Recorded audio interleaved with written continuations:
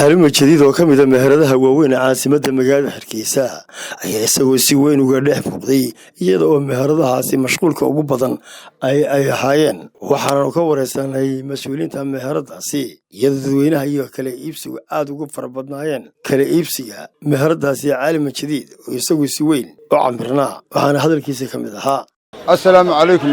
السلام عليكم ورحمة الله وبركاته دمان معاملة عالم الجديد وحني كنا دمان دركي حبلها إنما ذا كبيه دمان وحنوج سمعني مدرس بنوج سمعني هذا كسر دوّادة عالم الجديد هنقول عليه وحنوج سمعني كي مدرس بالعرض أيونوج سمعني كسر كيا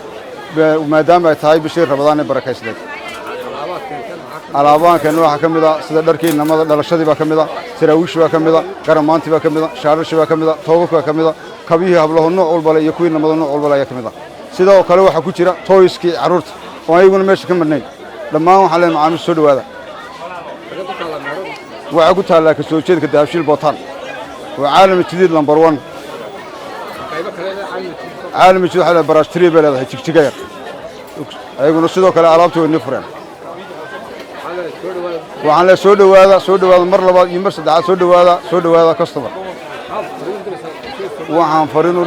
fariin u dirayaa maadaama taa bishii Ramadaan barakeysnayd horta ilaahay bashbasha barwaaqo ciidan ugu gaarsiiyo waxaan la kulaa caam waanta bil khayr